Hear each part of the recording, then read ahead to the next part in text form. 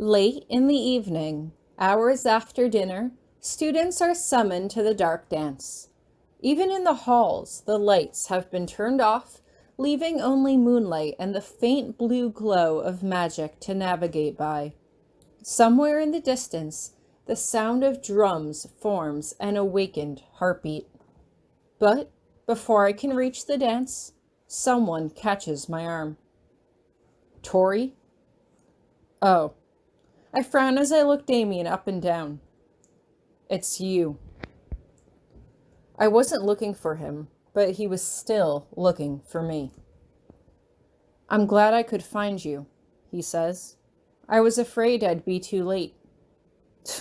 Unfortunately not. I've been an idiot, Damien says. Look at what I said to you that day. I didn't mean it.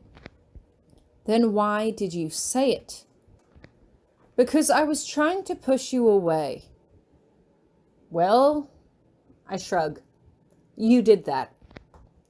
I'm sure you've heard the stories by now. William will have made sure of that. About me and girls and how I hurt people that get close to me. And it's true. I frown. I don't expect you to understand. You're filled with light. You're a happy person. You're bright and fresh and honest and enthusiastic. That's what I like about you. But me, I've got a lot of dark things in my life. Things I can't talk about, not with anyone. When I've been with girls, I can't let them get too close. And if they keep trying, I have to stop them. I flush. I don't see what this has to do with me. Don't you? He asks with a bitter laugh. We weren't dating. No, it was worse. We were becoming friends. I started to feel like I could trust you, and that scared me. You're not like other girls, Tori. You're special. Watching you explore your new world here at school, all eyes and stars, it makes me happy. And that's dangerous. Why? I ask, but he just laughs. See, that's it, he replies. You're innocent. It's cute. I lied to you, and then I tried to stay away. But I missed you, knowing that you thought I hated you. Knowing that, even when I sent you presents, you'd never imagine they were from me. That pie was from you? I ask, blushing with embarrassment. I had wondered about who sent it, but it never once crossed my mind that it might be from Damien after the cold brush-off he had given me earlier. I don't usually attend things like the Apple Festival, where I have to hide what I am, but I thought you might be sad that you couldn't go. So I brought you something. I hope you liked it. Well, getting mysterious presents is kind of creepy, actually. Oh, Damien flushes. Anyway, I decided that I owed it to you to tell you the truth about what happened. And to say that I'm sorry. I'd like to be friends again, if we can be. If you can understand. No, I say clearly, and he looks absolutely stunned. We're not friends, and we're not going to be friends or anything else. I don't think the way you treat people is healthy.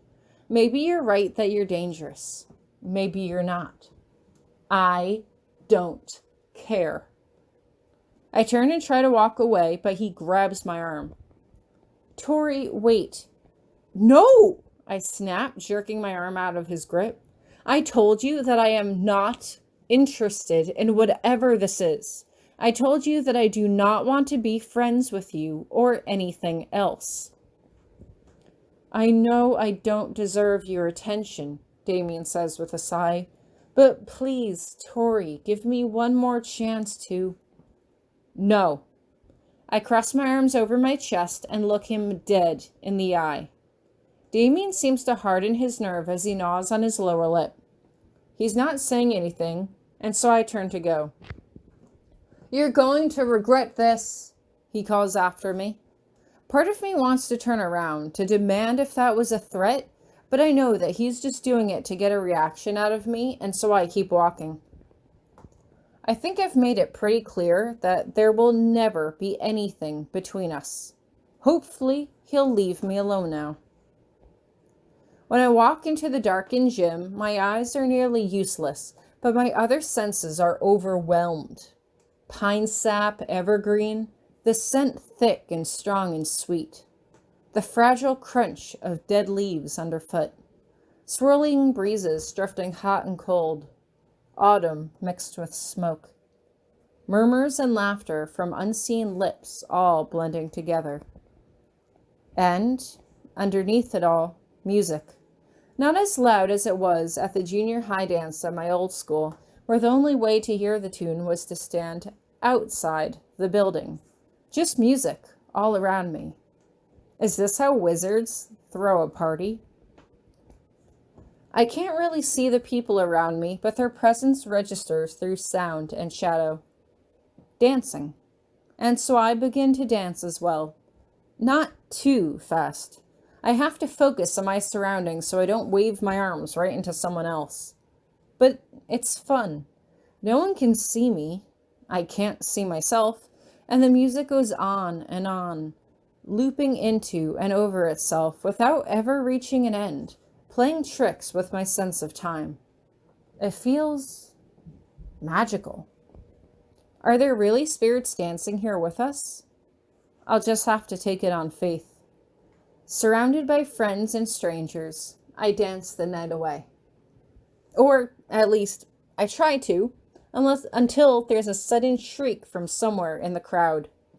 Using my magic, I can see Professor Potsdam using magic to carry an unconscious girl out of the gym, followed closely by Professor Grabiner. Quickly, I make my way through the crowd and peek out the doors to see what just happened. "Are you teaching these children?" Hieronymous demands.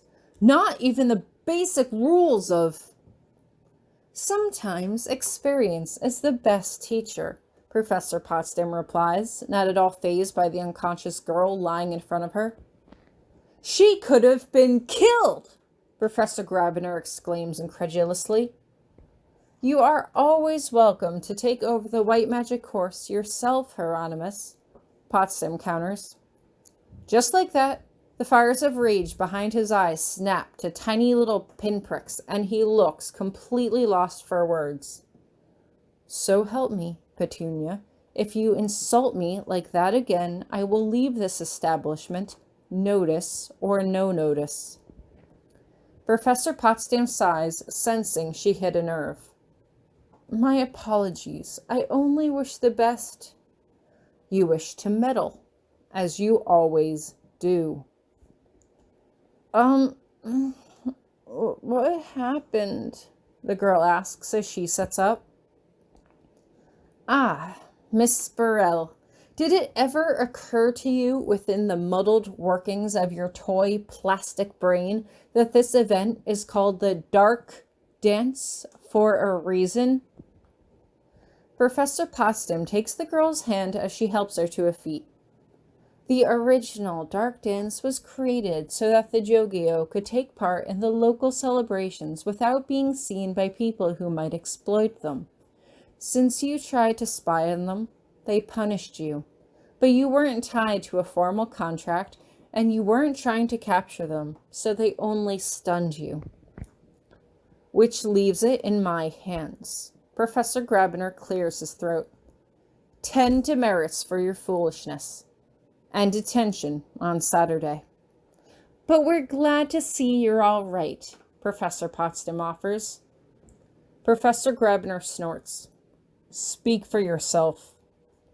Wrapping his cape around himself, he vanishes into the darkness, and I quickly slip back inside. Well, at least now I know that there really are spirits here.